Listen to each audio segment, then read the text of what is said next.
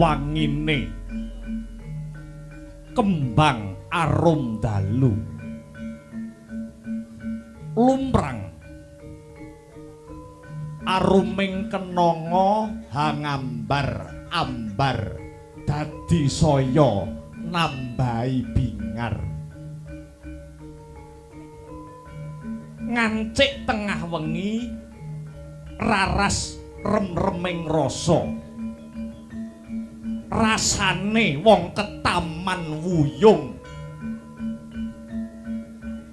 tan weruh wayah anane mung kagodha wewayangan kewesing wanita tetungguling pawestri ingkang nyata pindha widodari kasuwargan satriya ing Madukara radyan permadi kesandung wuyung kagilut bronto lelangening lelamunan lelewaning wanita Sulistya ingkang hawewangi Dewi Bratajaya ya Dewi Lara Ireng tinata pineper laguning karep parandene tan kuwawa nduwa TKT Denira Arsa hamethik kembang wangi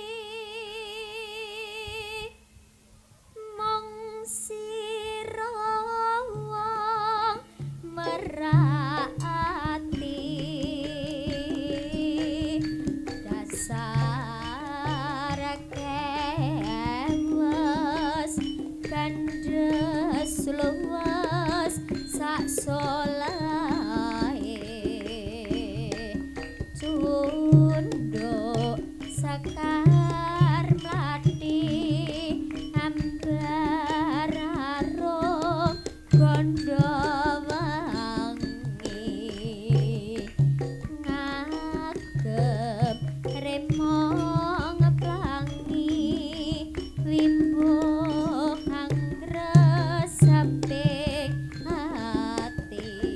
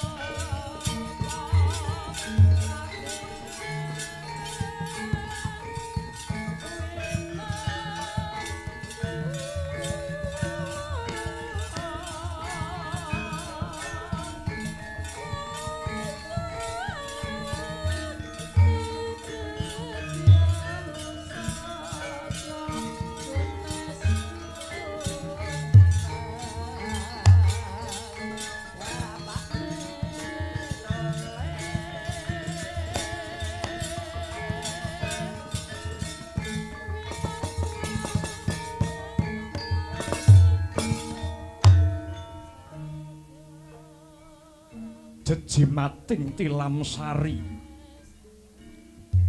liringmu pandam kamarutan satemah pinter merawasa telenging kayun Kakang Mbok Bratajaya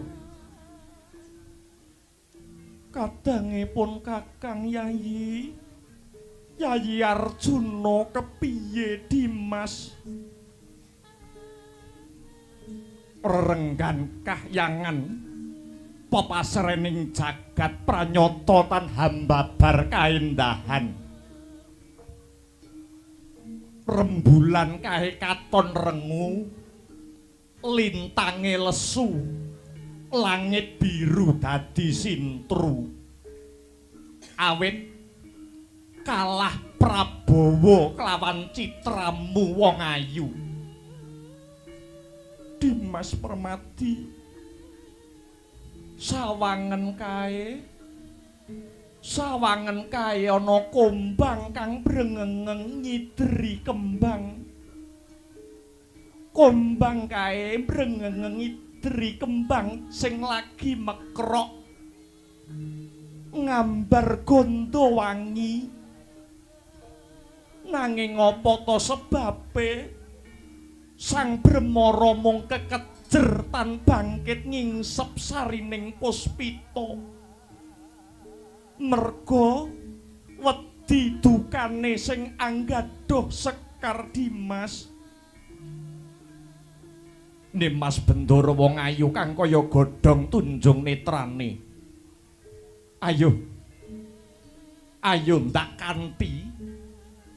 ayo ndak kanthi menehi conto marang kembang lan kombang kae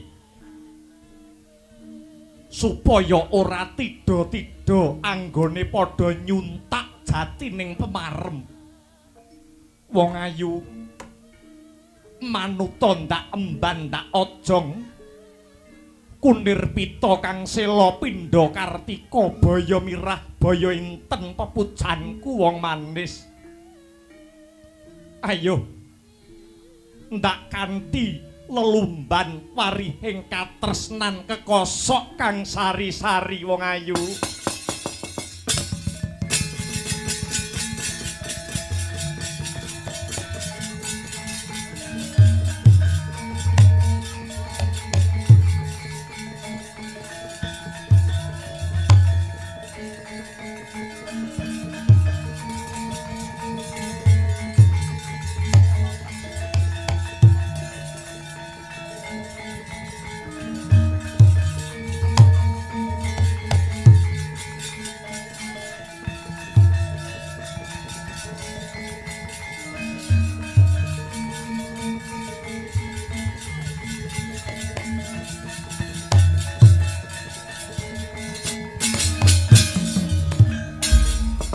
Siung gajah duh Mas Mirah Indrajit pantunungipun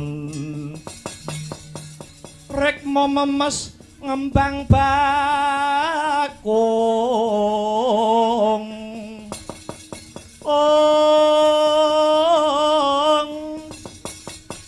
nyengkir gading renggojo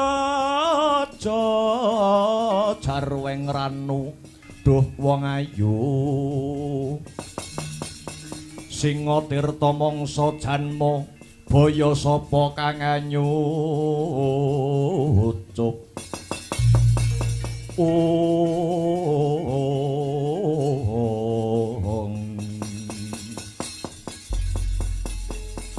wong ayu mara gage sirnakna rasa sangga runggi sirnakna ewuh pekewuh ingkang ngalang-alangi marang jatining pemarem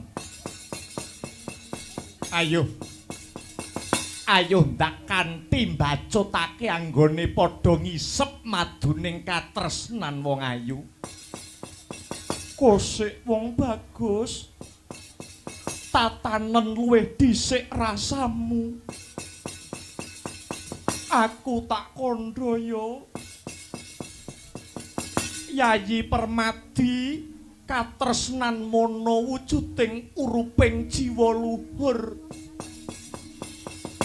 katresnan mono uruping jiwa luhur kanugrahan suci saka Hyang Agung ingkang diparingke marang titahe katresnanku tulus lan suci marang jengandika Kakang Mbok Bratajaya. Iya aku percaya nanging kanugrahan kang sifat suci iki aja nganti reget merga tinunggangan dening hardaning hawa nafsu sambunging katresnan tangeh hambabar kabagyan tanpa kinantenan nafsu Kakang Mbok. Senadyan to mangkono tumanjane nafsu mono kudu trep lan kudu pas awit olah kridaning asmara ing antaraning priya lan wanita mono bisa ndeder marang kanistan nanging uga bisa mbabar marang kautaman sing mbok kersake kepiye Kakang Mbok. Lamun to andon asmara ditindake sadurunge omah-omah kuwi jenenge jina lan bakal dadi bebendu. Nanging lamun to olah asmara ditindake sakwise priya wanita disahke kelawan agama lumantar seksi lan wali yekti bakal hambabar kanugrahan kang sarta kamulyan. Mula kang mangkono bocah bagus aku butuh seksi aku butuh bukti sepira gedhening katresnanmu lan tulusing kasetyanmu marang wong wadon Yayi Permati.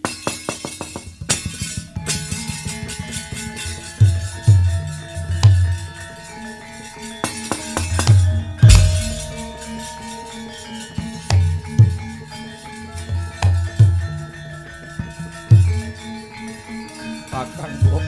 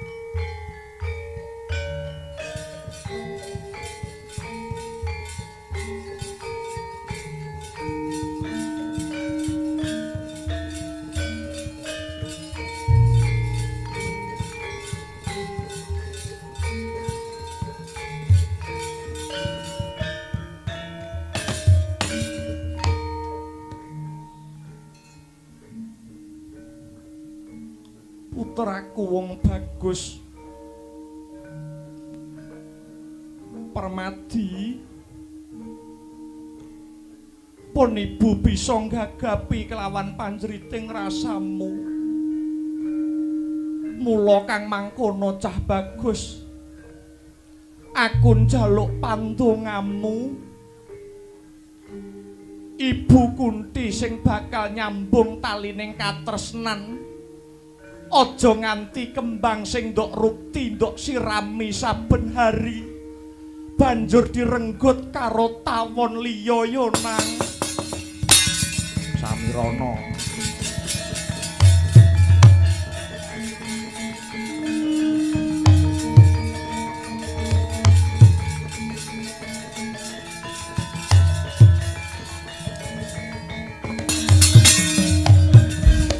Duh kula putraning sun sira iku wis wanci pisah lan jenenging wang yuwa kulining ardi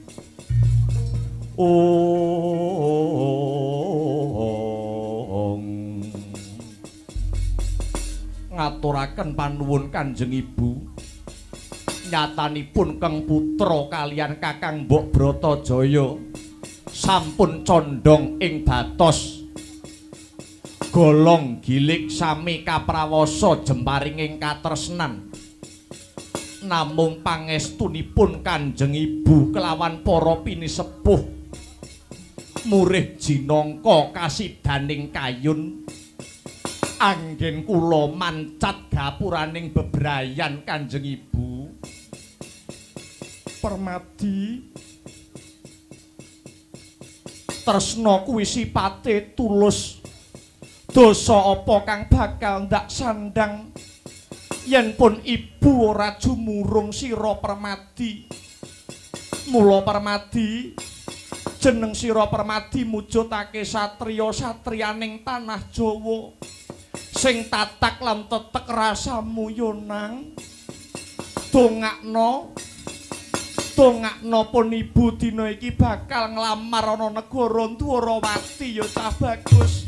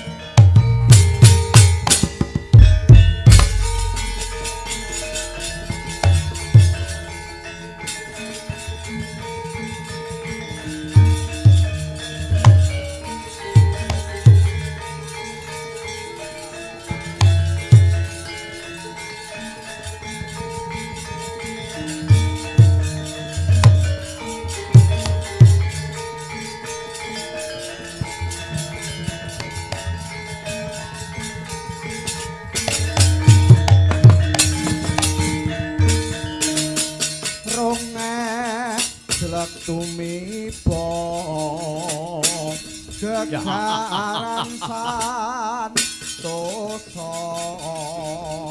wartane meh teka sikara karudha tatake takato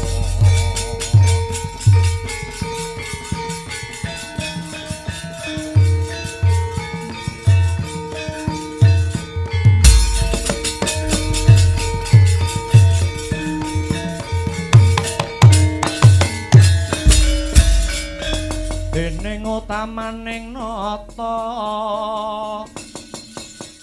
berbuti pawalak sono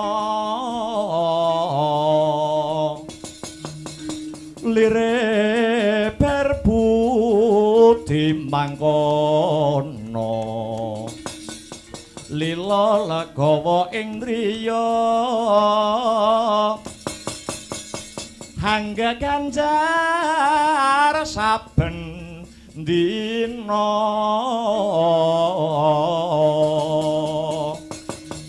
agung denya paring dono lire kang bawa laksana hanetepi pangandika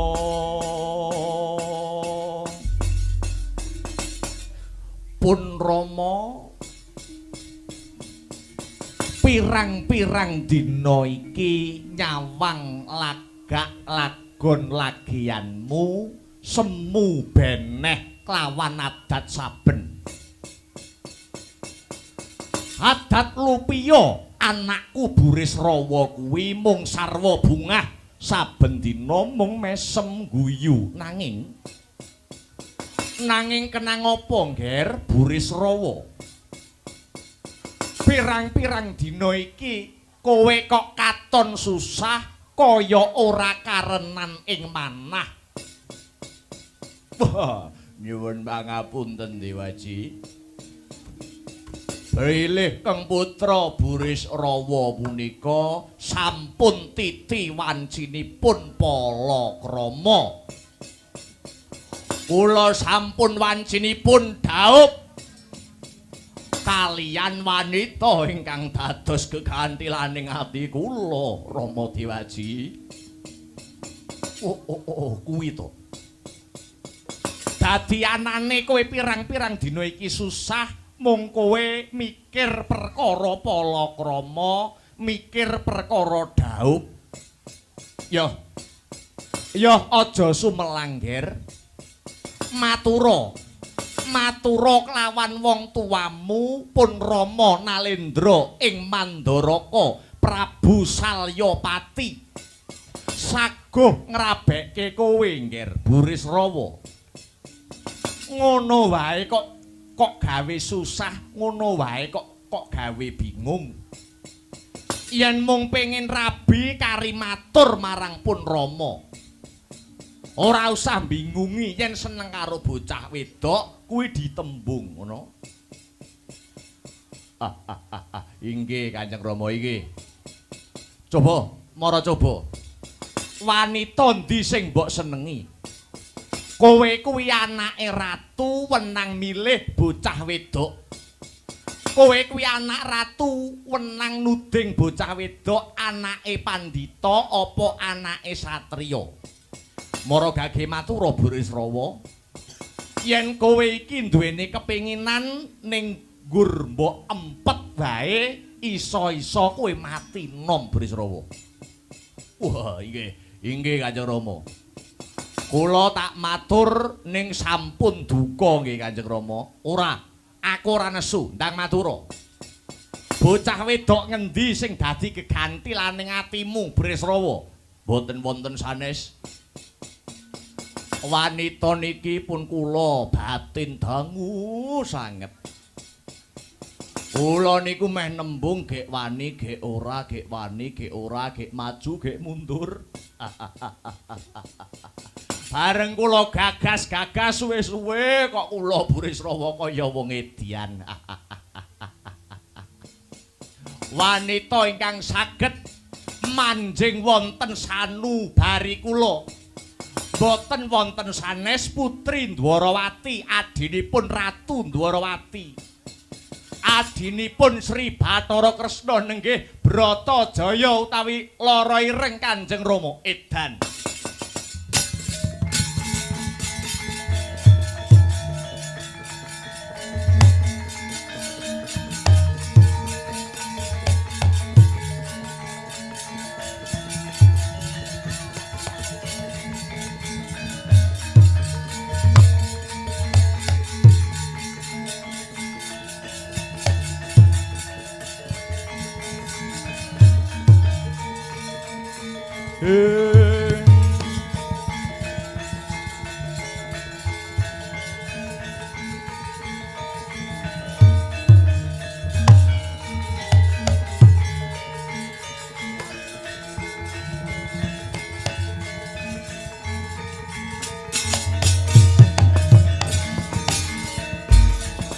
dadi atur-atur miturut hanut sumarah mring Gusti dene sidi miwang utama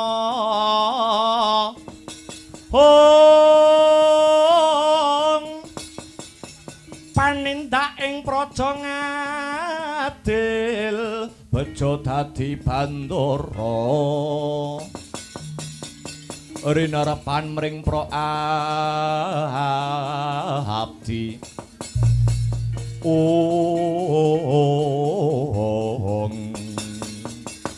Bratajaya ya lara ireng inggih musik apa ora ana wanita liya apa ora ana wong wedok liya mboten wonten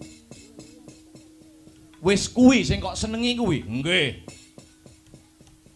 apa kowe ora enek rasa sithik-sithik karo sinden ngendi ngono biyen jane kula nggih nate seneng ning kula wedi keblondrok kula wedi kapusan malih cari yang aman-aman saja ini prasajan wae pun Rama ora condong pun Rama ora rumajong yen kowe rabi karo Bratajaya sababipun menapa ngene ya nggir sumurupa Kalamunta Bratajaya kuwi wis dadi pacangane panengah Pandhawa si Permadi ya Harjuna. Mula yen kowe ngeman jenenge wong tuamu tak jaluk kowe aja pisan-pisan kepengin duweni gegayuhan ngayunake si Bratajaya. Kuwi ngono pacangane Permadi, pacangane Harjuna. Alah pacaran kok. Medhotne wong omah-omahe kulino nggur pacaran. Ya tak guyu thokno. Saderengipun wonten janur kuning melengkung tekad kula mboten kendhat. Kula jane nggih pun ngerti yen Bratajaya niku pun dadi calone si Permadi. Lho, lah banjur kenang apa kowe isih mbacutne lakumu seneng karo Bratajaya? Nyatanipun Bratajaya nek tak takoni nggur mesam-mesem mawon kok. Ora gelem jujur kok. Kaya-kaya Bratajaya niku tesih maringi lampu ijo dhateng kula. Oh. Burisrawa dalem. Jagat iki digelar ora mung si Bratajaya. Ora mung si lara ireng. Milya. Sakliyane Bratajaya pun Rama kang sagandha korine nginang jambe suruwe. Mboten. Burisrawa sampun sumpah kula sampun prasetya. Menawi mboten kalian si Bratajaya kula entengaken pejah kula Kanjeng Rama. Janjane kowe iki isih nganggep aku ramamu apa ora? Niatmu kang kaya mangkono iku bakal ngrusak paseduluran. Ora wurunga besok kowe karo si Permadi bakal congkrah, bakal daredah, congkrah yo ben daredah yo ben mati kula niati. Piye? Mati kok niati? Apik temen tembungmu Bresrawa. Cetha kowe anak ora iso nuruti kekarepane wong tuwa. Timbang memirang jagat ngreget jrambah mapan ana Mandaraka kene. Becik kowe minggato. Ayo minggat apa ora? Ora gelem minggat kepruk dampar pecah ndasmu. Oh.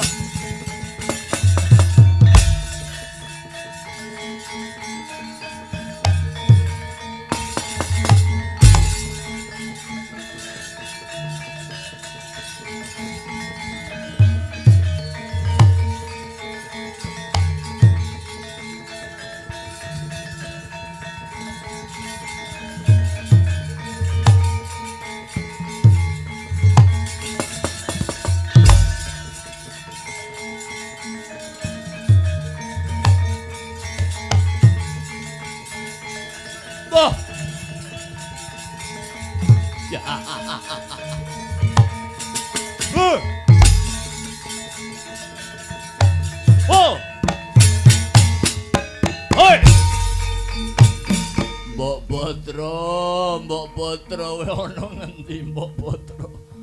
Aku Burisrawa tresna karo kowe Mbok Batra. Adoyong. Aduh rasane wong gandrung kok kaya ngene. Mbok Batra kowe ana ngendi Mbok Batra? Hei!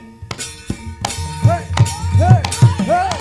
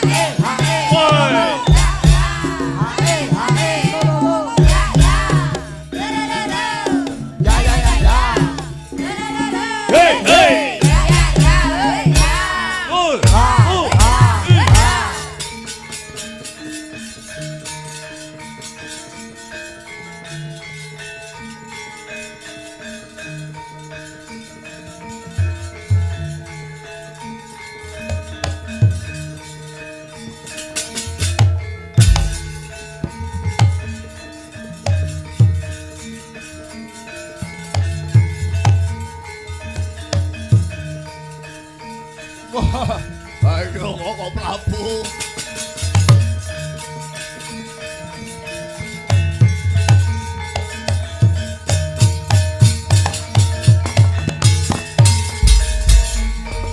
Lemeng mawa lemot kalamatan jroning alam kanyut saknyatane kanyatan kaki sejatine yen tanemut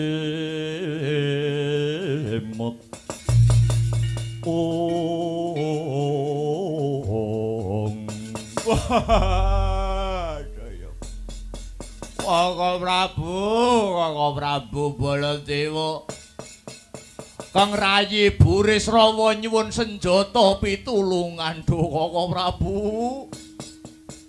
Burisrawa, kowe iki yo gene, wis gerang gaplok bengak-bengok jejogetan ana apa? Kaya ora duwe isin wae. Kowe kuwi anak ratu. Anake Rama Prabu Salyapati ing Mandaraka. Aduh yung. Kula nyuwun pejah Koko Prabu, kula nyuwun pejah. Kula dipun tundung kalian Kanjeng Rama. Kanjeng Rama Prabu Mandaraka. Kowe ditundung, nggih. Ditundung mesti ana sebabe, mesti ana akibate. Ditundung kuwi mesti ana jalarane, Burisrawa. Maragage sebabe apa? Jalarane apa? Kok kowe nganti ditundung minggat saka Mandaraka? Koko Prabu, kula menika tresna kalian wanudya, kula menika tresna kalian wanita. Kula sampun sumpah sajroning manah. Kula entengaken pejah menawi kula mboten saged sesandingan kalian Kang Rayi. Lho. Kang Rayi sapa? Kang Rayi Bratajaya. Kanjeng Rama Prabu Salyapati mboten sarujuk, mboten mathuk.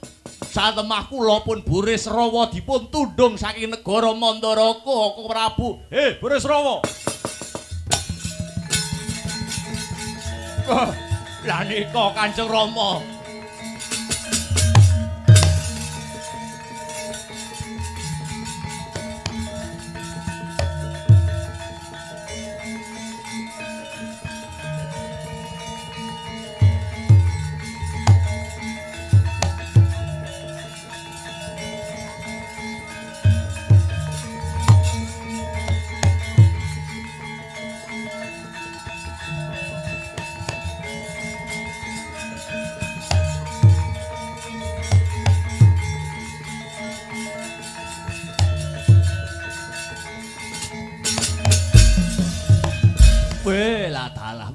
Wela dalah.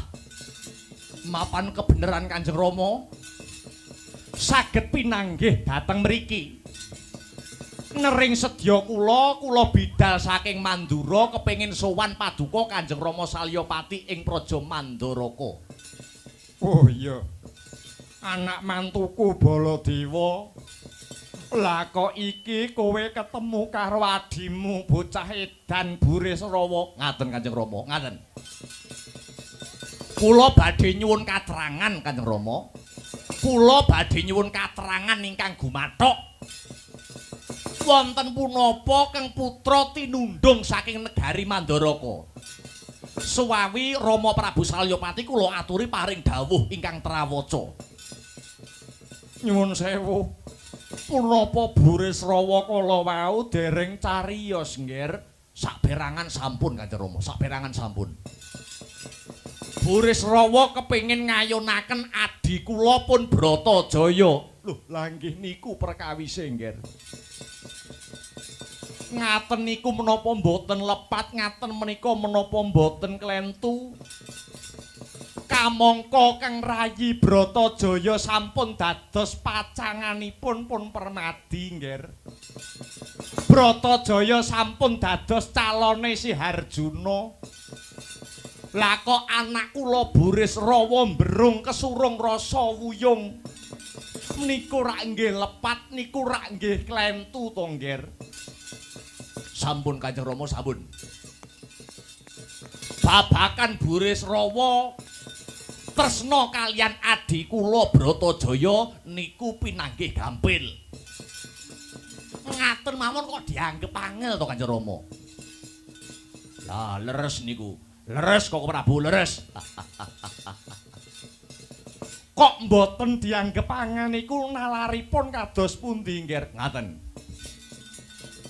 Awit adi kula Bratajaya niku sakniki mapan wonten ing negara Dwarawati.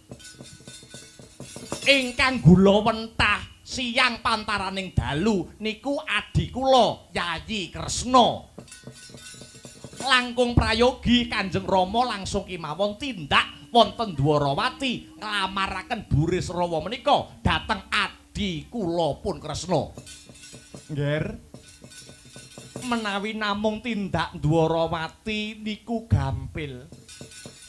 Nanging ingkang awrat tumrapun Rama niku nerak pepalining priyayi ingkang sampun seda.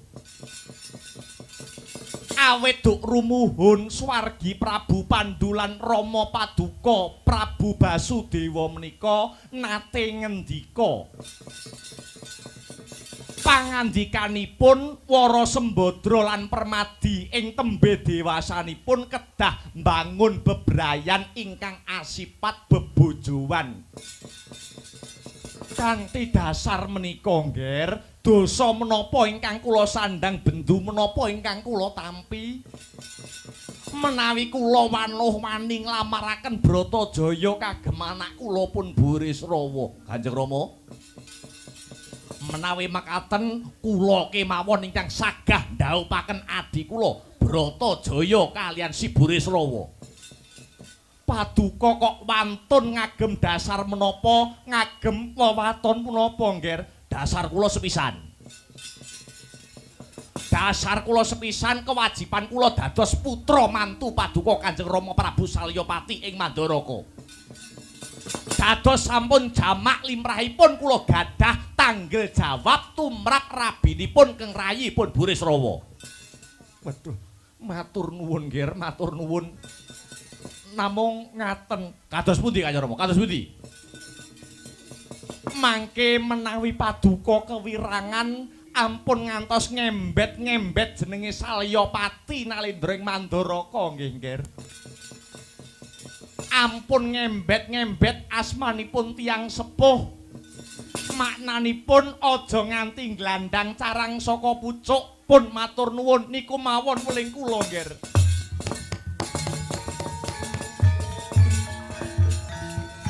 Sranane wong ya luhung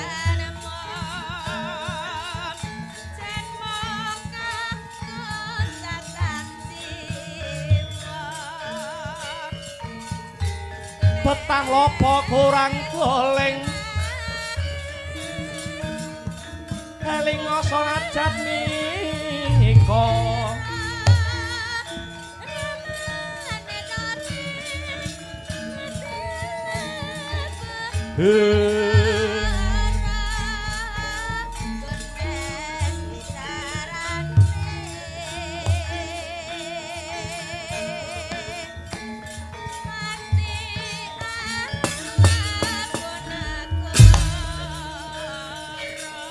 Maju Burisrawa.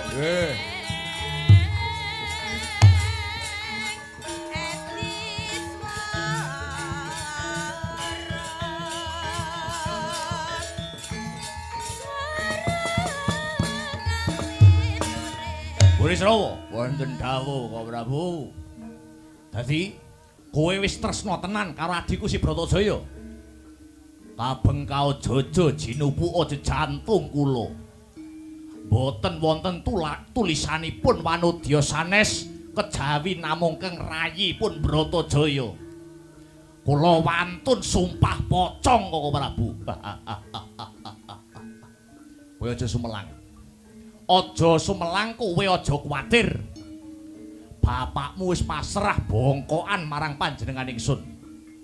Kakangmu ipe sing bakal nglamarke Bratajaya. Mula kowe aja mung guyang-guyu, aja mung cengengas-cengenges. Muga panglamarku iki mengko bisa ditampa satemah kowe bisa dhaup karo adikku Si Bratajaya. Matur nuwun.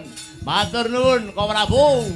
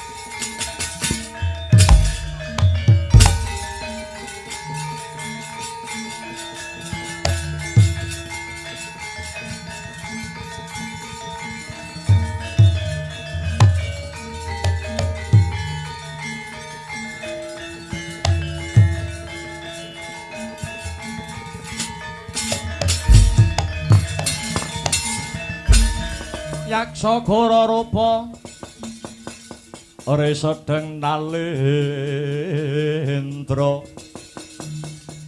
yaksa alalaku kang malwalya ingkang mung gambira marang-arang ngise siyung metu Prabowo Goro mawalian Ditya Durbala harsa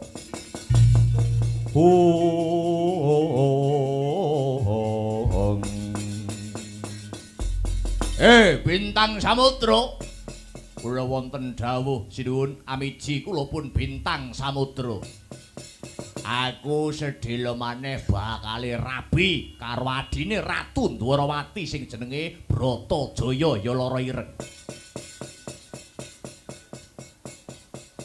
kula kowe sing dadi reh-rehanku dina iki kudu bisa mbiyantu apa sing dadi gaweku kowe tak kanthi ngombyongi tindake Prabu Baladewa menyang negara Dwarawati aku arep rabi aku arep dadi manten mengko yen ana bobol boroting perkara yen ana muganing lakon kowe sak wadya balamu preman-preman bayaran sing tumandang gawe ngestaken dawuh sinuwun mula kirapna wadya bala krit lampit berungkat kimpul waton lanang nyekel gaman lading pangirsing daging bathok wadheng getih yen ana sing ora trima kepengin ngrabasing kelawan Boris Rawa kowe sing jemangkah Kang Sarta Kemerembyah ngestaken dawuh budhal dina iki benjing bidal gumuruh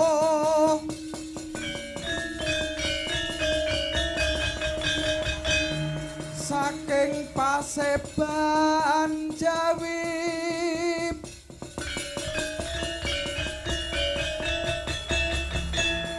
kunging kang Balakuswa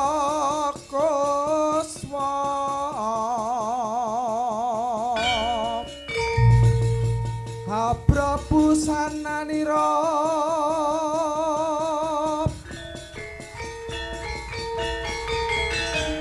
lir surya wadalira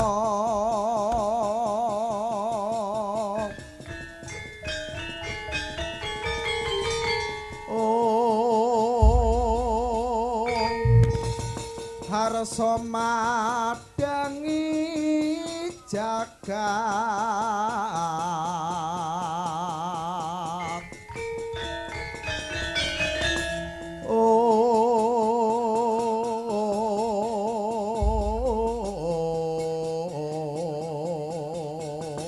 budhal dina iki wadya bola sikap budhal yo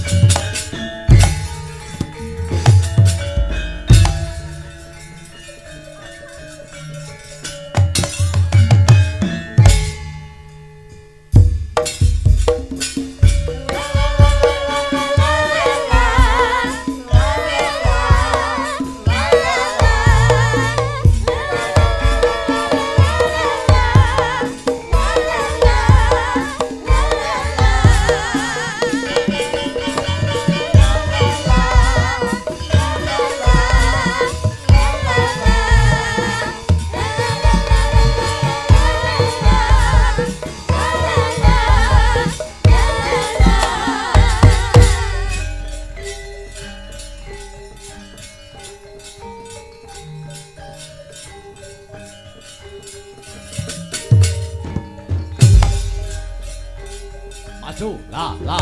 Yo, yo, yo. Yo, yo, yo. Yo, yo, yo. Yo.